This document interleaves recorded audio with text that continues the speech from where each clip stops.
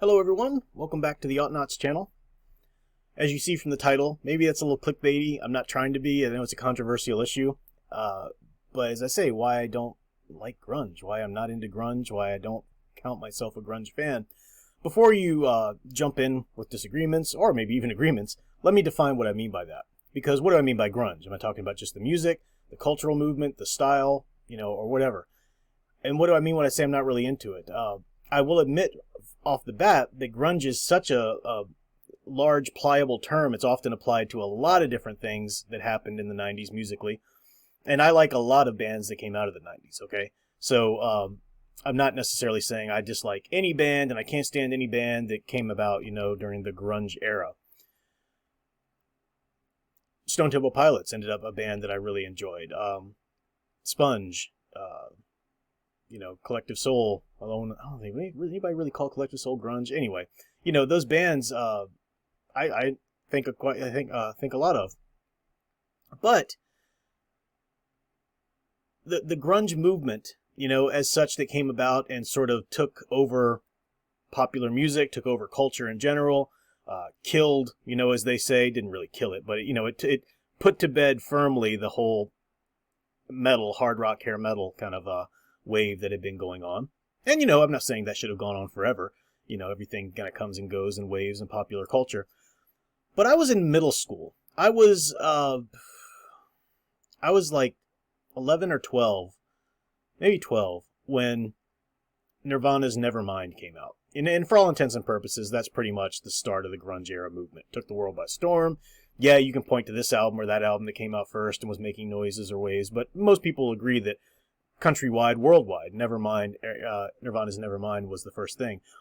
And I had, at 12 years old, I was already entrenched in my, loving music, wanting to play music, a huge music fan. I mean, music was just everything to me. I talk about comic books a lot on my other channel because I love comic books too.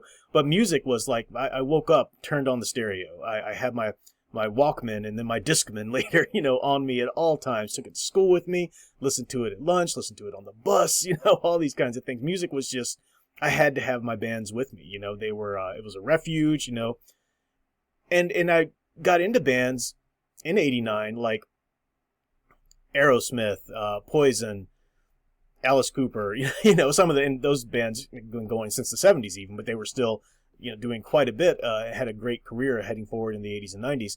But yeah, the hair metal waves, Warrant, Skid Row, all those great bands. And what I loved about that music was the musicality of it first. Really, even as a young person without the vocabulary to explain why it was so good musically, I still recognize there's real skill here. The melodies, everything was just, designed to kind of carry you away. I remember I listened to the White Snake Slip of the Tongue album ad nauseum, just over and over and over again. I also loved that music was an escape. You had bands writing deeper songs, and that's great. But for me, music is supposed to be an escape. I never understood let me put a sad song on so I can really wallow in how horrible things are for me right now. I never understood that. Music was the escape. And, so yeah, I'm going to put on Poison, nothing but a good time, I'm going to listen to that kind of stuff. And then Nirvana came out. Now, the first song I heard, like everybody else on MTV back in the day, was still a thing and still actually played music videos. I heard the Smells Like Teen Spirit, saw the video. And I loved it. I thought, man, this is really cool because a lot of the bands I was listening to at the time, they were heavily produced. They were not to the point where you couldn't hear the real chemistry of the musicians together anymore. But, they were coming from professional companies. Production levels were high. But you hear Smells Like Teen Spirit by Nirvana, and that's just three guys in a room with some amps, and just playing. I don't know all the particulars of how it was recorded, but I know that's, that's the sound of it. It really does sound like getting back to those roots of garage rock, which I just thought that was amazing. And it's a solid rocking song. No idea what it's about, but it's a solid rocking song, right? So yeah, I went out and got the CD. I like rock. Hey, that's a rocking song. I got the CD. And then I'm listening to the whole CD and I'm like, oh, I'm so ugly. That's okay. So are you. Like, what is this? And I'm not saying it wasn't, well, musically, constructed or anything. I'm just saying that the whole vibe of it, the whole culture of it, the whole feeling of it was just, I am not going to go put this in my CD player when I have a few moments to listen to some music. What? And I still like Smells Like Teen Spirit. I still like the song Come As You Are. Probably the reason why those were big hits, in the day. But just no. Pearl Jam's 10 came out, and the first song I heard was Even Flow. Really solid rocker. So yeah, I picked that up. And then I'm listening to the whole album, and again, it's the same thing. It's just like, guys, life isn't that bad. And then as music progressed, Smashing Pumpkins and the grunge era, it really just popular culturally, in terms of popular culture, it really became, in my mind anyway, and with all the friends that I had in middle school and then high school and whatnot, my so-called life generation. The daddy's little rich kid, little upper middle class kid, so sad about life. Oh my gosh. I'm just going to go to my room with all of the latest gadgets and my wonderful neighborhood that I live in and just listen to some Smashing Pumpkins about how sad everything is. It's like, what? Come on, stop it. And all of these bands that I've mentioned, I'm not saying that I hate those guys. I like some songs by Smashing Pumpkins. I like some songs by any of these. But the whole grunge movement was just stupefying to me. And I was 12 years old when it started, so you'd think I'd be the age, all of my friends, that was like, I was in the grunge teenager movement. No, guys, this sucks. I remember, and again, I'm not trying to trash any of these individual bands. I'm just giving you my experience of them and my reaction to them when I was young. Soul Asylum, the Gravedancers Union came out. Again, I like a lot of songs by Soul Asylum.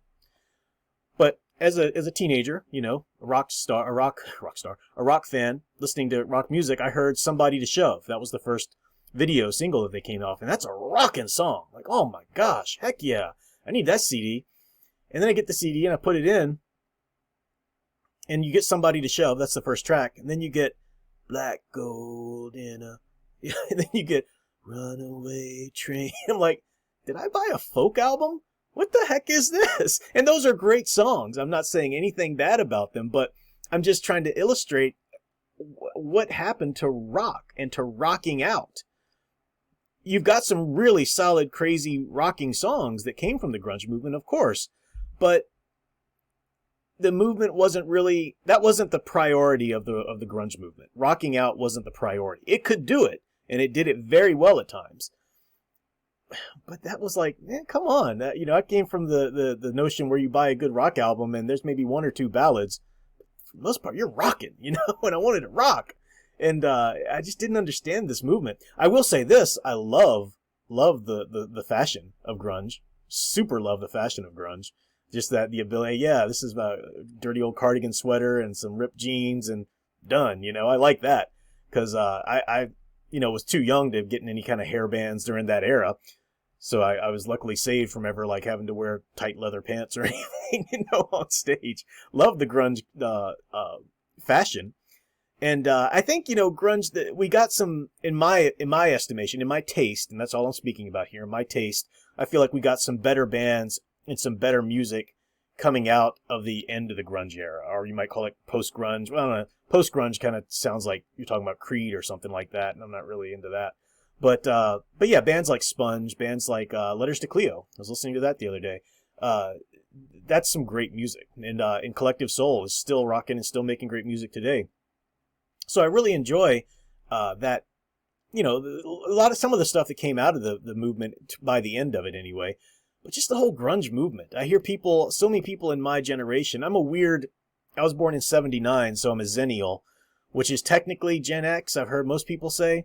But it's at that end of Gen X where, I can still remember growing up with payphones and no one had a computer or a cell phone unless you were rich. I remember all of that. I remember playing my Nintendo console and all of that. But by the time I was, in high school, the internet was kind of a thing. It was in people's houses. And certainly by the time college comes around, this is, we're on our cell phones, and then the smartphone wave came when I was in my 20s. So it wasn't I've kind of lived through all different phases of that huge cultural upheaval technologically. And they call us Zennials. So a lot of Gen Xers will talk about, our music was so great, Pearl Jam and Nirvana and Smashing Pumpkins. And I'm thinking, I'm at the end of this generation, and when I talk about our music, I'd rather talk about Bon Jovi and Van Halen And that's what I want to talk about, not Pearl Jam. It just nah. Um, yeah, I mean, Screaming Trees were great. They had some good rockers. I'm not saying everything has to be bright and flashy and all of that. Hair metal had had its day, and it's kind of came back in waves, which is wonderful to see. But I just didn't like the complete and utter deconstruction of everything that had come before. That's what grunge felt like. It wasn't just a new wave. It wasn't just something new that was popular. Then everything new comes and replaces old. But this was like a deconstruction of all the fun stuff that came before, and I didn't like that. And you heard a lot of the grunge stars would just try to, people from Pearl Jam, Eddie Vedder could never keep his mouth shut. People from Nirvana, Pearl Jam, whatever, talking about, yeah, we're not into that whole, look at those hair metal rockers up there, they're womanizing and they're blah, blah, blah. Shut up. Shut up. I don't want a rock star to pontificate to me about morals. You shut up and rock, and grunge had a bit of that. It really did. So yeah, I'm not a grunge fan. I like a lot of things that came out of grunge. I might even like some bands that maybe you would classify as grunge. And it doesn't mean like I really don't like Alice in Chains. I like a couple of songs here and there, and I know that they're masterful musicians. They really are. Jerry Cantrell and what's his name, the bass player Mike something or another that was with them. They're good musicians, but I like No Excuses. That's kind of it. I just don't like that sound. I want to hear something happy and rocking and fun. That's what I want to hear.